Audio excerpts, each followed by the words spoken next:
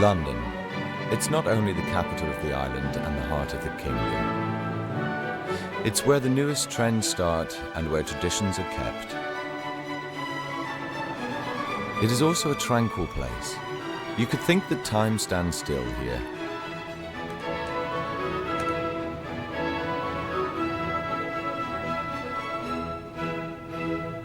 London's history goes back 2,000 years. The Romans had already founded a community here by 43 AD.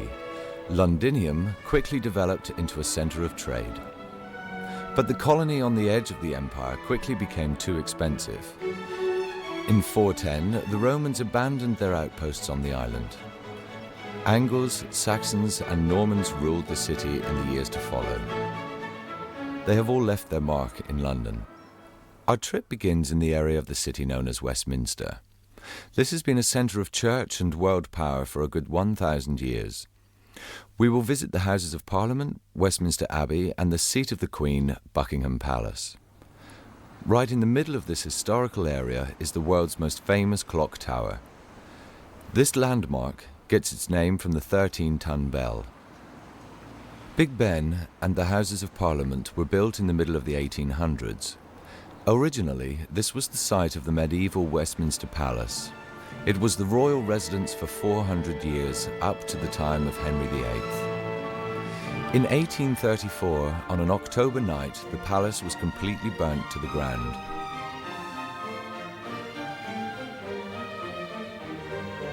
Westminster Hall was all that survived the flames. This is where the coronations, law cases, and the first sessions of Parliament have taken place since time immemorial, where rulers lost power and celebrations were held. After the Great Fire, the architects Sir Charles Barry and Augustus Welby-Pugin won the contract for the reconstruction. Barry was responsible for the architecture, Pugin for the ornamentation and decoration. As a result, a neo-Gothic showpiece with around 1,100 rooms came into being. The Houses of Parliament, seat of the House of Lords and House of Commons.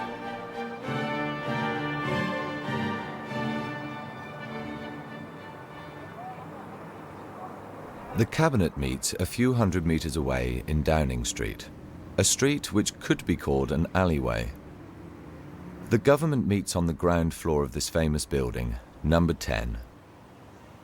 The Prime Ministers always lived on the first floor, but Tony Blair broke this tradition. He and his family needed more space. They swapped with the Chancellor of the Exchequer and moved next door. For security reasons, Downing Street is closed to the public. In Whitehall, there is one ministry after the next, one office after the other. It is permitted to walk along here.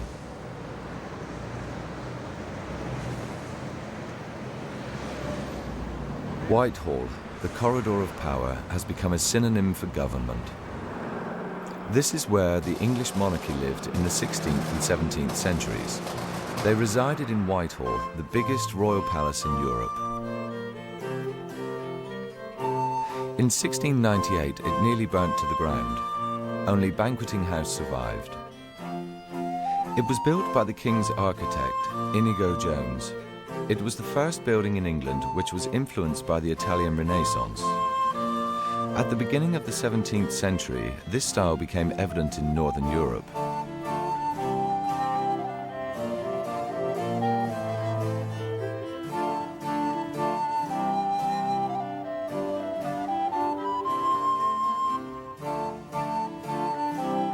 Peter Paul Rubens painted the ceilings in the banqueting hall. He was knighted by King Charles I for this work.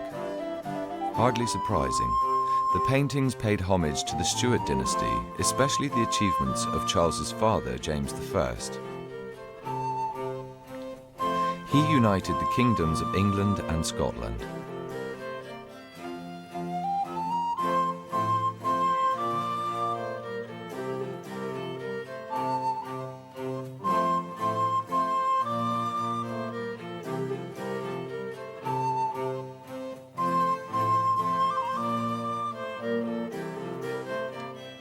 At the top end of the room, There is a copy of the King's Throne. Oliver Cromwell is believed to have sat on the original, a politician who fought against the monarchy.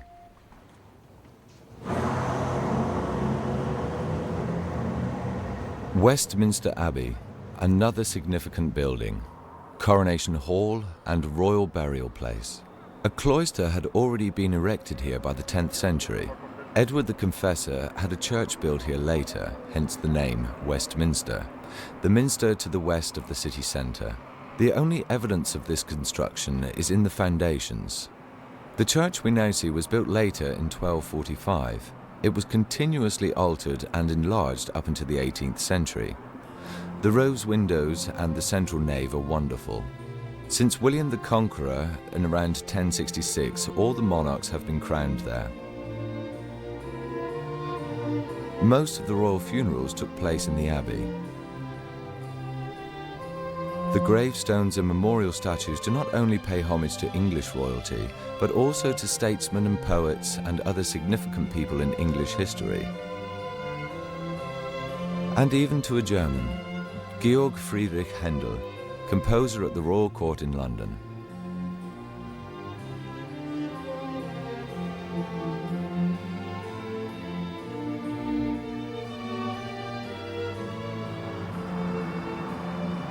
On our way to another highly unusual church, we'll take a short detour to the police headquarters.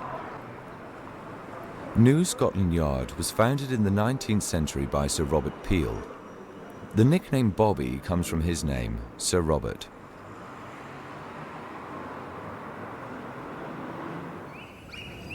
There, in the middle of hectic London, an Oriental style of architecture. Westminster Cathedral, seat of the Roman Catholic Church. The construction began in 1894. Almost 50 years after the Catholic Emancipation Act, equal rights with English Catholics were granted. The early Christian Byzantine style was chosen to distinguish it from Westminster Abbey. The cathedral was consecrated in 1910, although it was never completed inside. There was not enough money to adorn the bare bricks with marble and mosaics.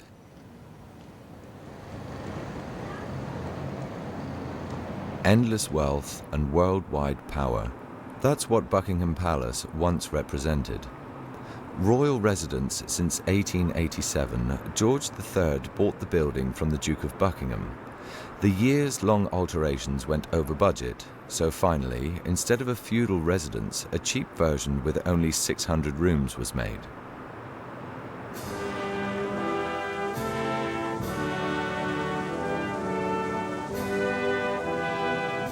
One of the main attractions, the changing of the guard at 11:30 a.m. in the forecourt of the palace. It should be said that times do vary slightly.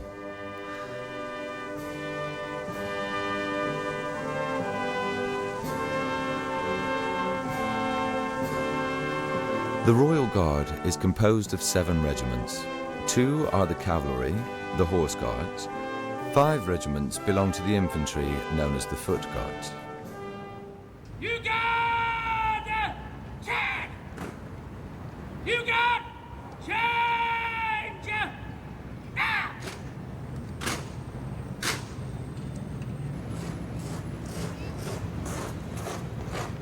One of the cavalry's regiments brought their mascot with them, a ram.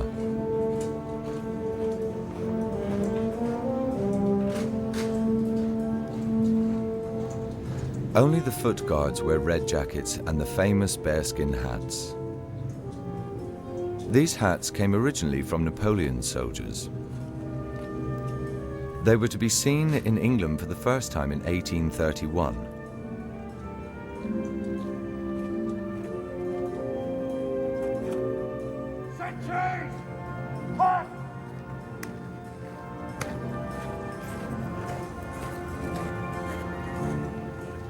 The British are very proud of their history, and so it's no wonder that one is everywhere put in mind of the once glorious empire with so many ceremonies and rituals.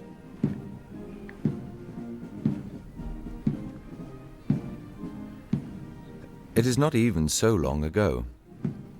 As recently as the 19th century, Great Britain blossomed again under Queen Victoria.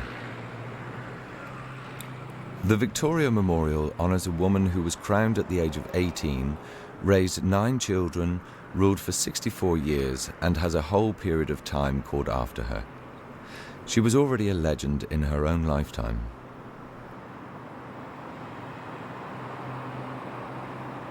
In 1910, Sir Aston Webb erected the statue, which cost £250,000. It was financed purely from voluntary contributions. The Mall is also thanks to Sir Webb. It is an avenue for parades and pomp leading to Buckingham Palace.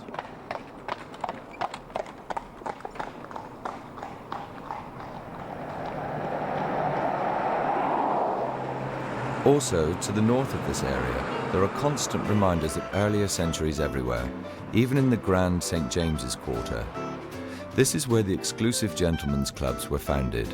Even now, they have a certain mystery, perhaps because they are only for the elite even up to the present day.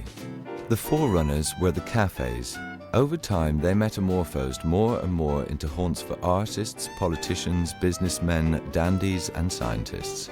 However, there were not only high-minded discussions held behind these doors. There was also a lot of drinking, eating, sleeping, and gambling, and women were not admitted.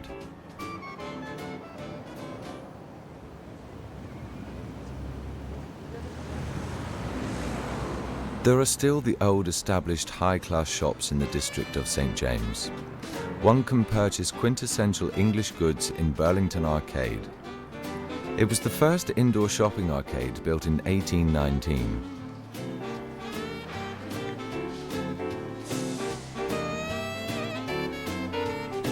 The new shopping mall is around the corner, New Bond Street. It is often necessary to have to ring a bell before one can enter a shop premises. Another of London's traditions, mounted police in the middle of the traffic chaos. They patrol the streets, pedestrian zones, squares, including Trafalgar Square, London's #1 meeting point. John Nash, the most important English town planner, designed this square. Lord Nelson is seated on a throne 50 metres high. Reliefs made out of melted French cannon guns are a reminder of his victories. In particular of the Battle of Trafalgar, when the British defeated the Franco-Spanish fleet. Nelson perished as well. This is where the royal stables used to be, but they had to be moved to make place for the memorial to England's most famous admiral. The pigeons belong to Trafalgar Square just as much as Nelson's column. Feeding pigeons is frowned upon in London, but it is a tourist attraction here.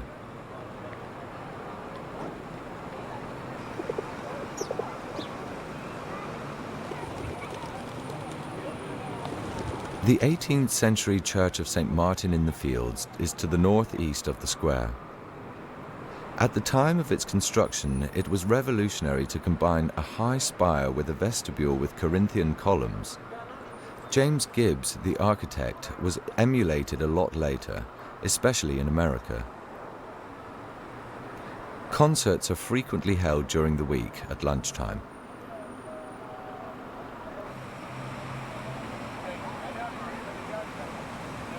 The National Gallery. Fine art is exhibited here. With over 2,000 paintings, it is one of the leading museums in the world. Among the old masters exhibited here are Titian, Botticelli, and Da Vinci.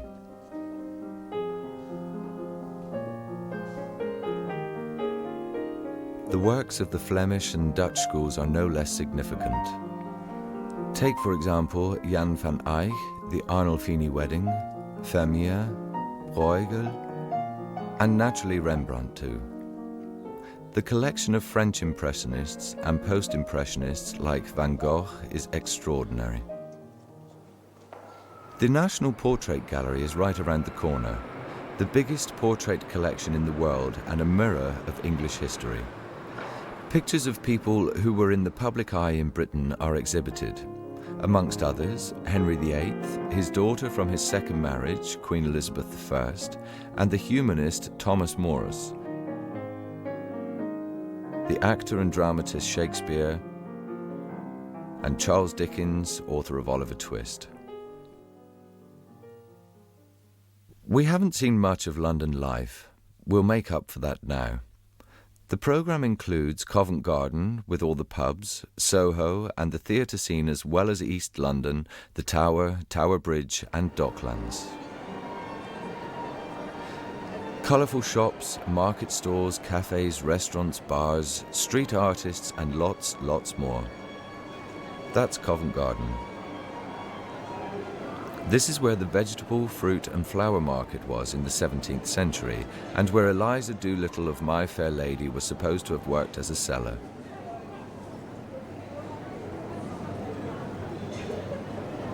Originally, this was an open space, the first of London's squares. Inigo Jones designed it after a model of an Italian piazza, but there is little left to be seen of it now. The three long covered market halls were built in the 19th century.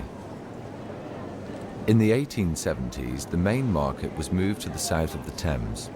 The district was cleaned up.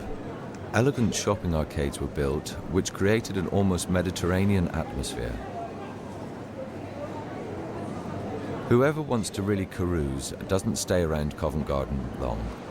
London's oldest restaurant is close by. The food is expensive in rules, but also very good. English cuisine is in fact better than its reputation. It is typically British as well to meet up sometime between 11 a.m. and 11 p.m. for an ale, or a bitter, or a lager. So it's no wonder that there are between 6,000 and 7,000 pubs in England.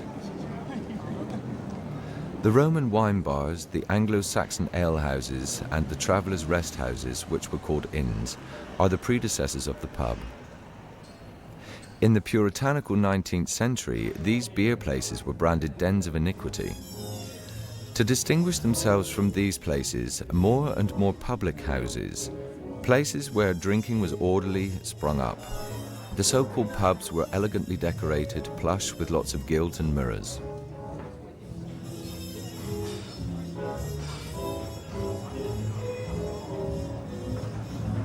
Nowhere else in the world has such a wealth of pleasant pubs.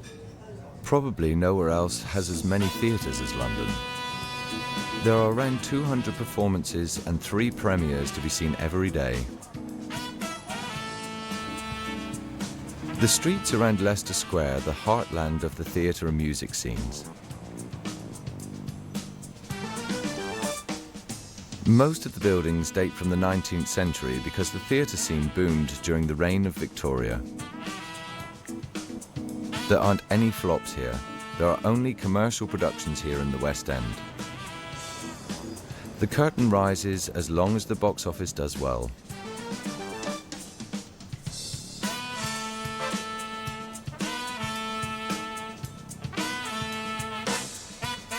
In this theatre, the till has been ringing since the beginning of the 50s. Agatha Christie's Mousetrap was an outstanding success here.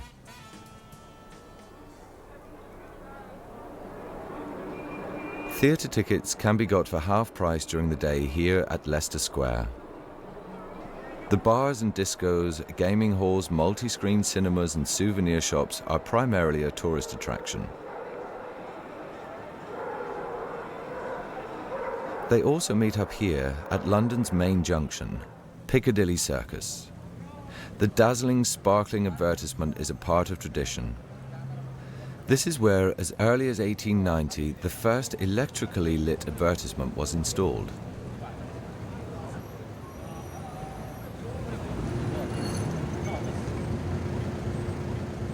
The statue of Eros on the fountain depicts the Angel of Charity. Piccadilly Circus is perhaps the centre point of London, but the heart, it is said, beats in Soho. There were fields here until the 1800s, where the nobles went hunting. They are meant to have called out "Soho" to the sound of the hunt.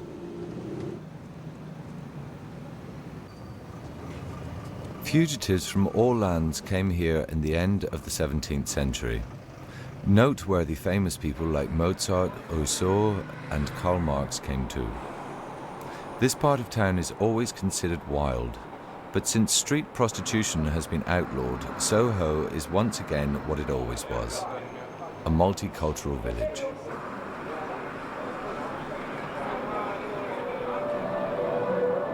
The Chinese have established themselves to the south of the district and have built up their own community. The tourists come to Chinatown because one can eat first-rate food here, but no one knows what really goes on behind the facades, not even the native British. There is always the taking of protection money, blackmail, and the Chinese mafia. One thing is sure, though, that in locked cellars under supermarkets and restaurants, there are a lot of illegal gambling dens. That's only part of everyday London.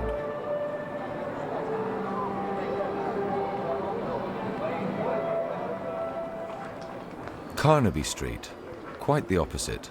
The most famous street in London gets by on the memories of the past and on the tourists who come here year after year. This is where swinging London had its beginning in the 60s.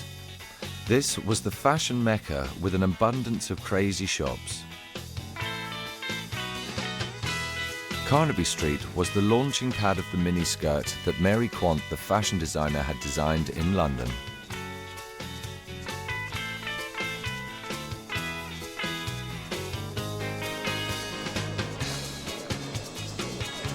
Nowadays, there are only a few boutiques for teenagers and souvenir shops selling rubbish left over from the 60s. The wild London youth and the totally way-out boutiques don't exist here anymore.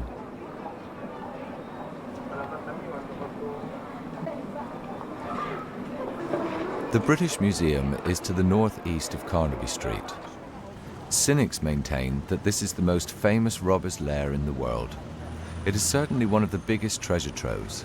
Its 6 to 7 million exhibits show a cross-section of the complete history of culture. We'll limit ourselves to the Archaeological Collection as the whole collection is so vast.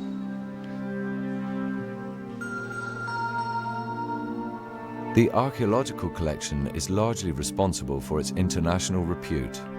The Elgin Marbles are one of the biggest attractions. Lord Elgin had these sculptures brought from the Parthenon Temple in the ancient Athenian Acropolis to London.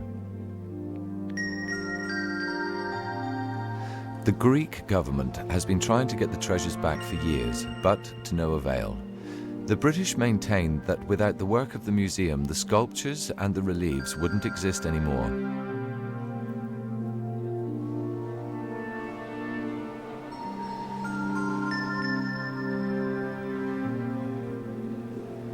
The Assyrian, Sumeric, Persian, and Babylonian exhibits are also significant.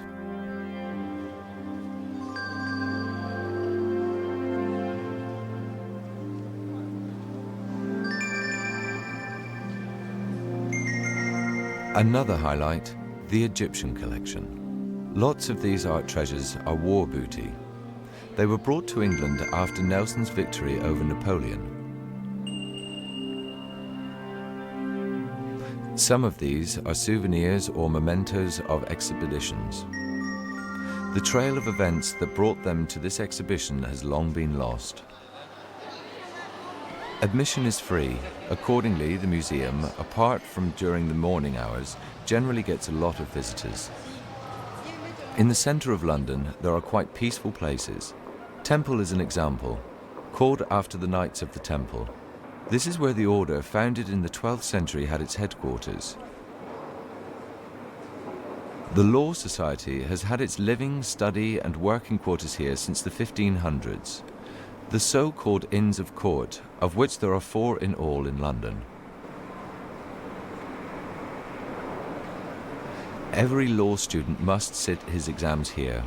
All the inns have their own library, church, and canteen for the students. Most of the quarters are used as offices because the Inns of the Court is a first-class address.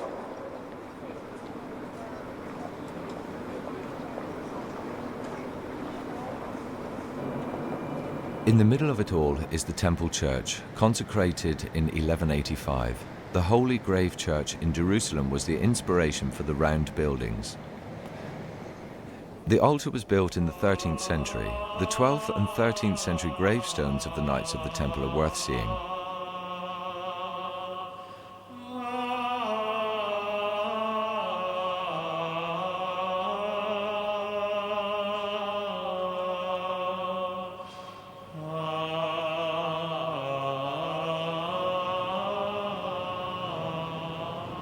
The journalists moved in close by to the lawyers. Fleet Street, known also as Ink Street, was home to the most important press offices for hundreds of years. But at the beginning of the 80s, there was a problem with the printing industry. A lot of the publishing houses had to leave the centre. The high rises and some bars formerly frequented by journalists remain. Guests to Ye Old Cheshire Cheese here include Dickens and Voltaire. St. Paul's Cathedral sits in the middle of the purpose-built buildings and the noisy thoroughfares. It is the seat of the Catholic Bishop of London. Sir Christopher Wren, England's most brilliant architect, built it.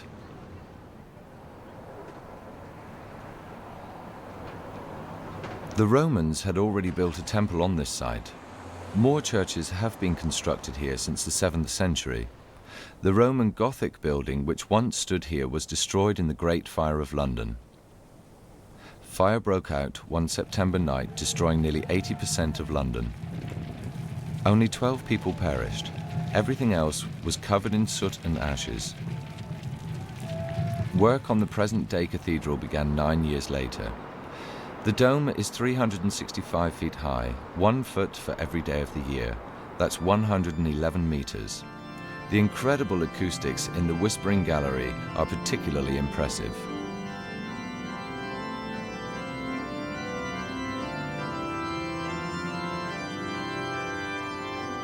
Work continued on the cathedral for 35 years. It was completed in 1710.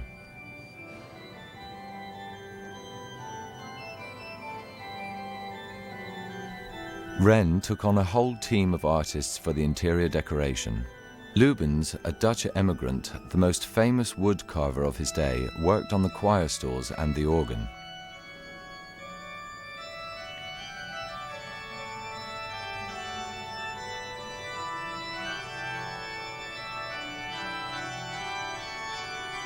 Handel and Mendelssohn Bartholdy have played on this organ.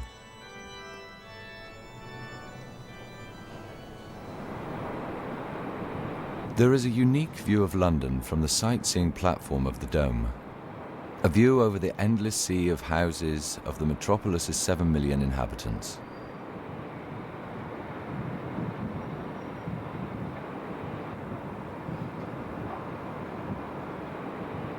To the north, the vast apartment blocks of the Barbican Complex are not to be missed. This area was practically completely flattened in the Second World War. In 1955, rebuilding began. It wasn't finished until the 1980s. The Barbican Center is hidden in the middle of this concrete jungle, a massive art and conference center.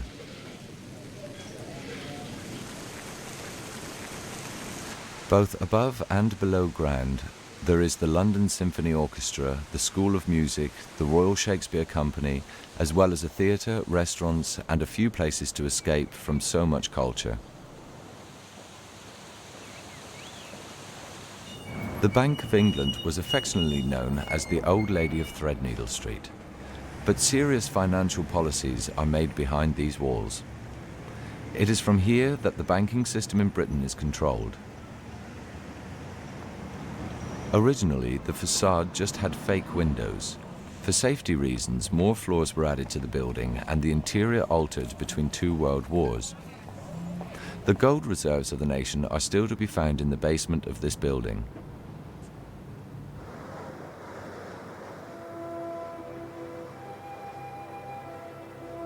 The Tower of London is the treasure chamber for the crown jewels. 900 years of British history were written in England's most important Norman fortification, and a fair share of it was bloody. Statesmen, monarchs, rebels, the guilty and the innocent were kept prisoner behind these walls. Many of them were executed. The tower also served as a residence, a zoo, and an observatory.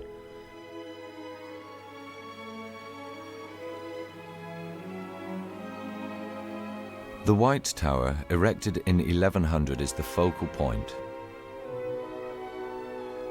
William the Conqueror had the stones from his homeland, Normandy, brought over. He conquered the Anglo-Saxons in 1066 and took the throne. He built numerous defensive bulwarks as a sign of his power.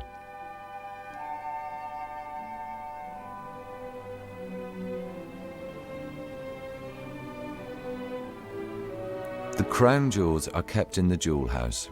Gold, pearls, and thousands of precious stones are worked into the royal insignia. And among them, the largest cut diamond in the world, the first star of Africa. Retired soldiers, the yeomen of the guard the tower. They are called Beefeaters. The name comes from French and means royal cup bearers.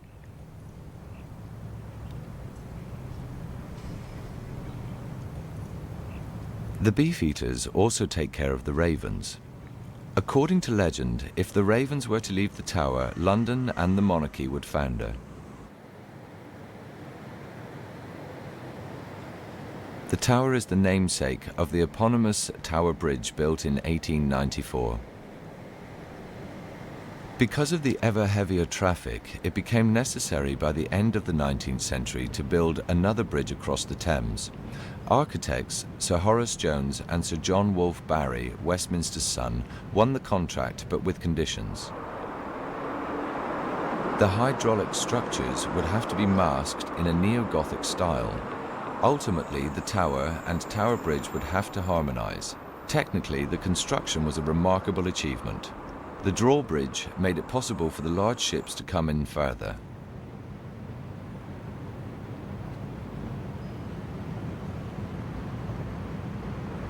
Today, the bridge looks old-fashioned, but technically it's up to date. In former times, there was a lot to do here. East of Tower Bridge is Docklands, London Harbour, and a symbol of the power of the empire. Most businesses moved here in the 19th century after the old harbour west of Tower Bridge became too small. Vast areas with docking facilities, shipyards, and huge warehouses were built. Thousands of workers with their families lived in the surrounding settlements, many of them in slums, hunting for work every day.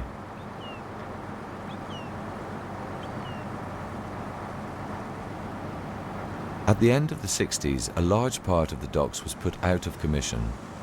Transoceanic freighters could no longer anchor in the Thames estuary.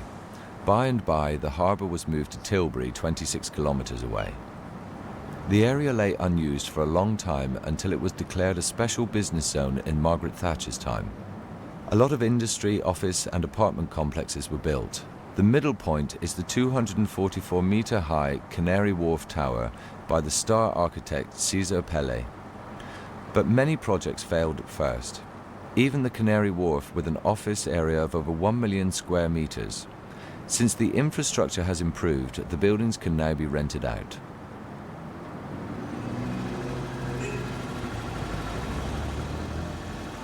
The poorhouse of London, a little bit more to the east, the East End.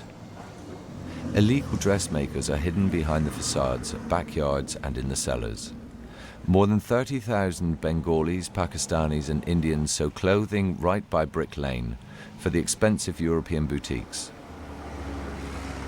They work under awful conditions for about £1 an hour and without social insurance.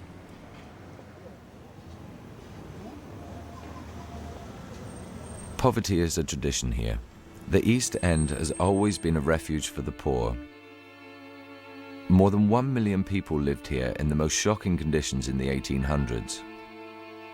Overpopulation, illness, and prostitution were rampant. The Salvation Army was founded here in 1878 to try and alleviate the misery. The people lived in a huge slum right at the gates of the world's metropolis.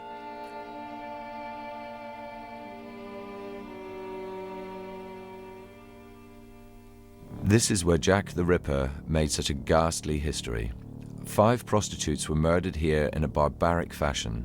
Then suddenly the murders stopped. He was never caught. It was even alleged that the palace was implicated. Even today, no one knows his real name.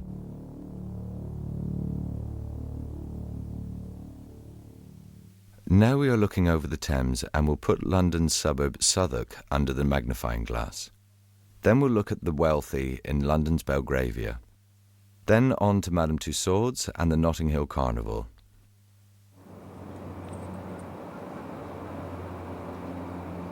First, we'll visit Southwark Cathedral. There was already a church here as early as the 7th century. 500 years later, work on the present-day cathedral, the first Gothic church in England, began. But it took generations until it was finally completed.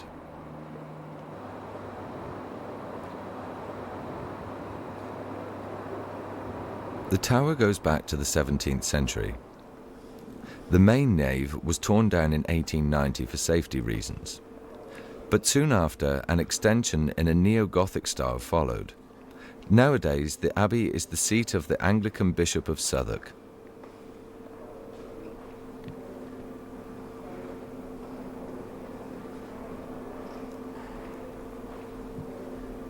The remains of the original building are still standing, like the arched entrance here, built in the 13th century. This modern church window is also interesting. It depicts characters from Shakespeare's plays.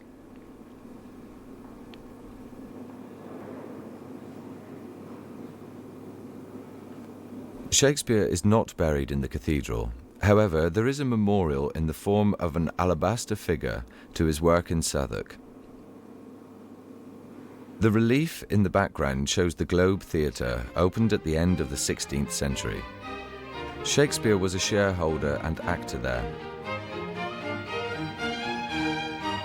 The Globe Theatre was rebuilt on the original site to the original design. 1,000 members of the audience have seats in this theatre. There is standing for over 500 in the inner court. Performances are during the day.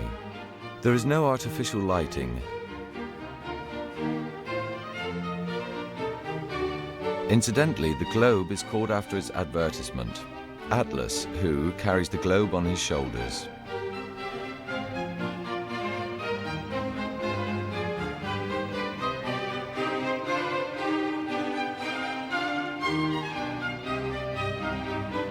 During a performance in 1613, a cannon set the People's Theatre on fire. It was restored again. The Puritans closed the Den of Vice. The theatre was torn down in 1644.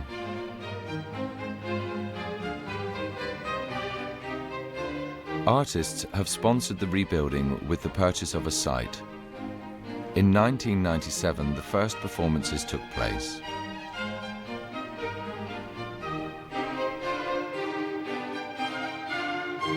Southwark can look back on a long history of theatre. It lay outside the jurisdiction of London during the 16th century. That attracted many actors. The tradition of theatre is nourished even up to today. The construction of the South Bank Arts Centre began in 1951. It brings together numerous concert halls, a gallery for touring exhibition, a film museum, many stages, as well as a large cinema. Accordingly, it is one of the biggest cultural centres in Great Britain.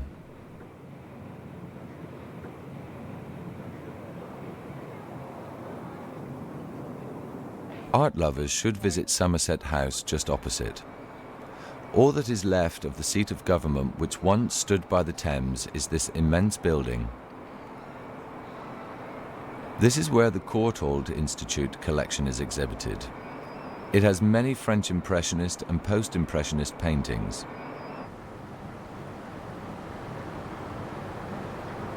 A little further south of the Thames is the Tate Gallery, founded in 1897.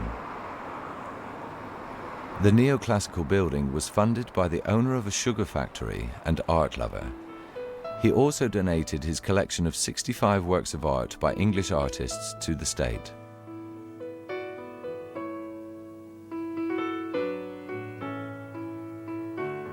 The The Tate Gallery houses important paintings by British artists from the 16th century up until the present day. Besides that, it houses the biggest collection of 19th and 20th century art from the Western world.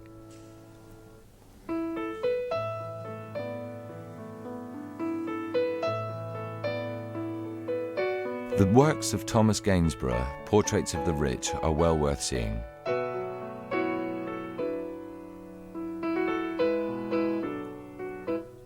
The landscape artist, John Constable, belongs to the best known of British artists.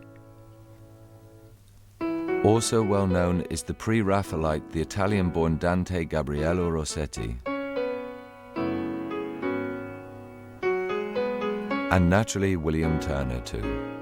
His bequest of 300 oil paintings is the greatest treasure of the museum. Turner himself lived only a few kilometres south of the Thames. He lived in this building for the last 10 years of his life. He died in 1851.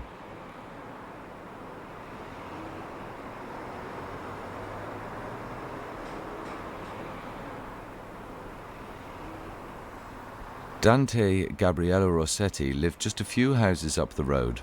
Many artists, including T.S. Eliot, lived in this street, Cheyne Walk.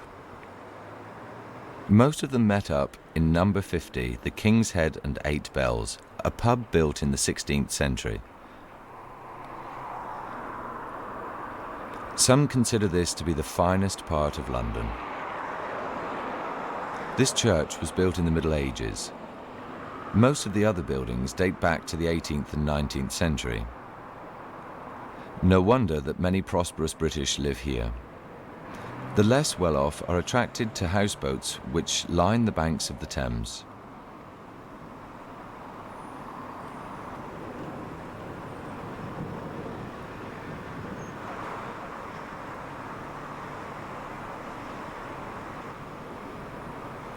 The truly rich live in elegant Belgravia.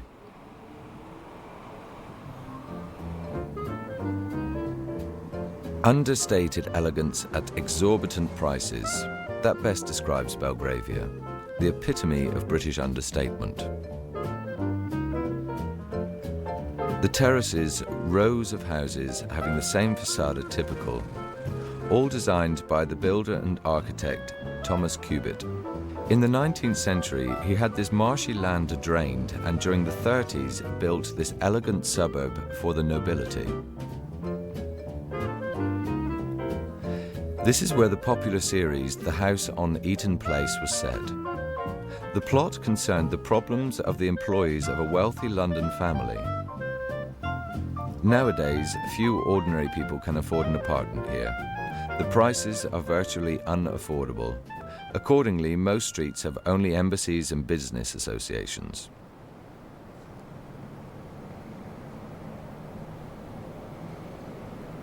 Crescents, curved streets having facades of unified architectural design are typical. Quite often, there are gardens in the middle which are fenced off. Only the residents have the key to these areas.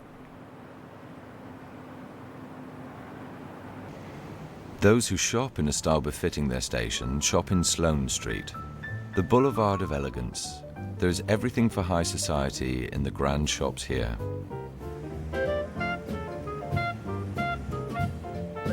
The customers are named after the street, Sloanies, young conservatives from the nobility or the upper middle class with lots of money.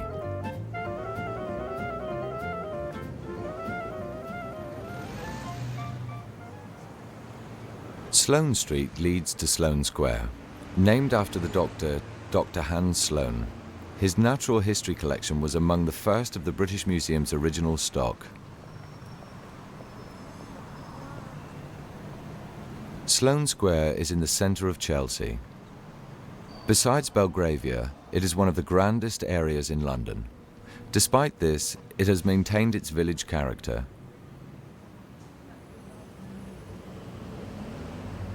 The hippie movement was at home here during the 1960s. The Rolling Stones lived in Chelsea. Apart from Carnaby Street, the King's Road was the meeting point of the youth scene, swinging London. The loud boutiques made the street the mecca of fashion. Meanwhile, it has lost its image. However, many image-conscious designers have shops here, like Vivienne Westwood, Britain's most sought-after fashion designer.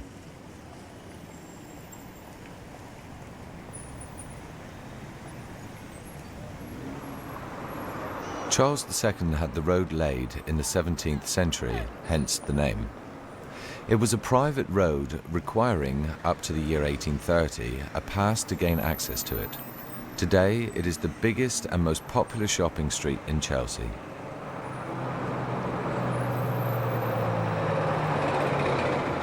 There is just one shop in London which is as British as the Union Jack. Harrods, the famous department store. The enormous terracotta temple dates from the beginning of the 20th century. The fish and meat halls are especially worth seeing. The walls are decorated with Art Nouveau tiles. No wish will be left unfulfilled. There is an overwhelming selection of goods.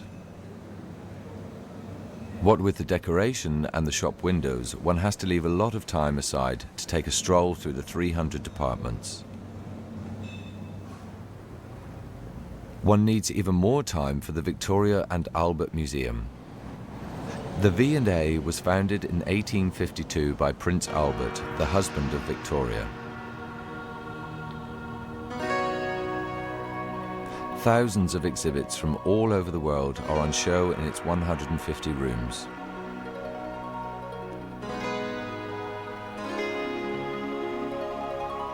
Sculptures, glass, paintings, silver, weapons, fashion, jewellery and ceramics are displayed here in the biggest museum for applied arts.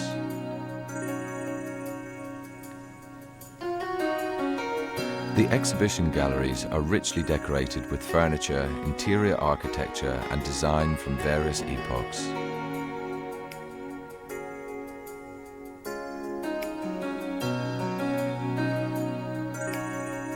Homage is paid to the arts and crafts movement inspired by the painter, architect and writer William Morris. This former dining room is an excellent example of what he set out to achieve. In the industrialization era, he insisted on quality craftsmanship being appreciated. The Royal Albert Hall is close to the V&A Museum. It is London's most beautiful concert hall. All the world's greats, Verdi, Strauss, and Wagner, have conducted in the so-called soup bowl. They were all infuriated by the obscure echo, but the Londoners take it with a sense of humour. You get double the music for your money.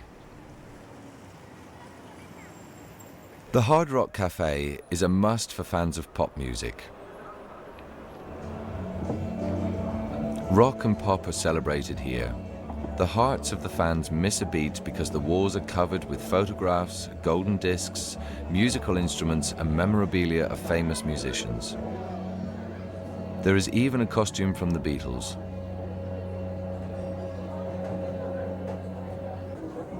The Hard Rock Cafe is still a tourist attraction, perhaps because in 1971 it was the first restaurant in this chain.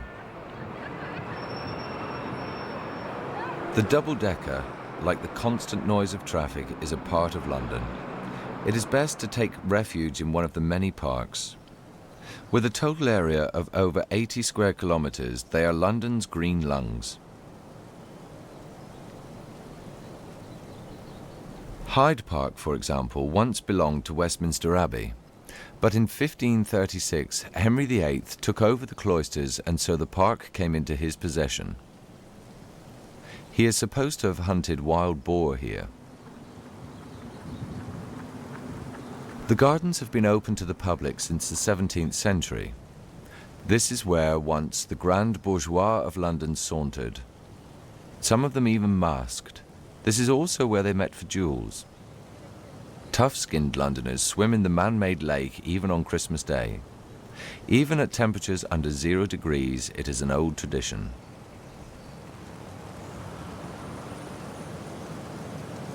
On the northeast corner, everyone can address the public to his heart's content. Just obscene and defamatory statements are forbidden. Somebody else said with a big bang, and everything came into existence. Speaker's Corner has existed since 1872. In former times, earnest speeches were made. Engels was one of the speakers. Lenin was in the audience a few years later. Soldier planted a crown of thorns and pressed it in his head. But nowadays, Speaker's Corner is just an attraction at weekends. There on the cross, one mediator between God and man, Christ Jesus. The Marble Arch is situated diametrically opposite it. The triumphal arch was meant to be the main entrance gate to Buckingham Palace, but what a shame. The royal coaches couldn't fit through. So the arch, made of white Italian marble, was brought here. A few meters further, the public executions took place for 600 years, murder and crime.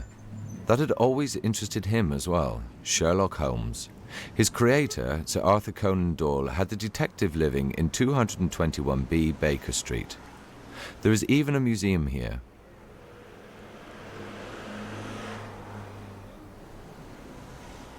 One of the most famous museums is Madame Tussauds Waxworks Museum.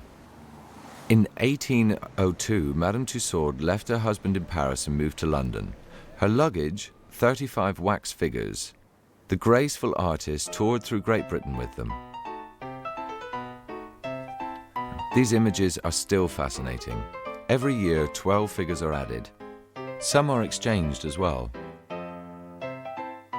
More wax had to be added to Helmut Kohl, the former Chancellor of Germany.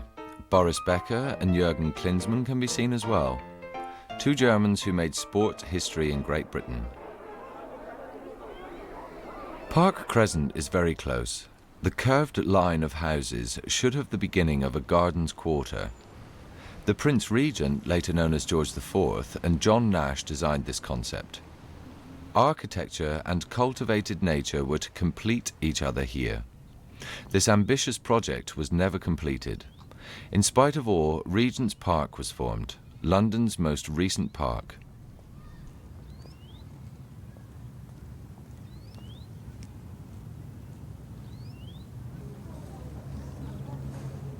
The architectural highlight in the east of the park is Cumberland Terraces.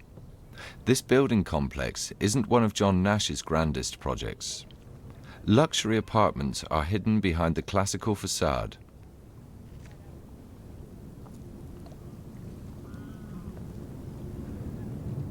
Finally, we visit the district known as Notting Hill, with the famous Portobello Market. On Saturdays, the flea market can be a treasure trove for antique collectors.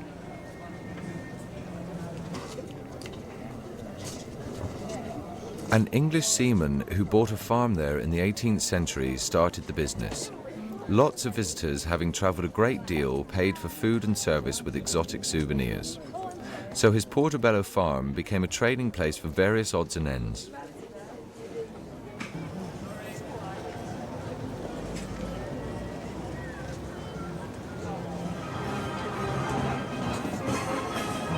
Every year in August, the Notting Hill Carnival takes place here. It is one of the world's biggest city festivals. More than 1 million visitors turn up to celebrate for 3 days.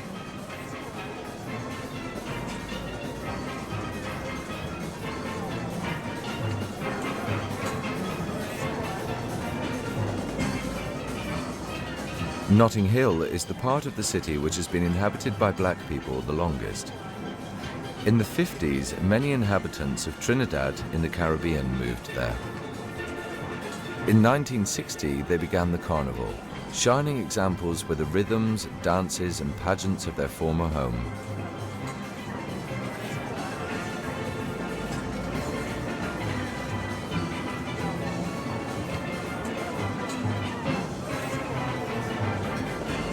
A high percentage of the youth in this area is unemployed. The Carnival offers them the opportunity to develop their creativity. The nicest costumes and the best bands are awarded prizes.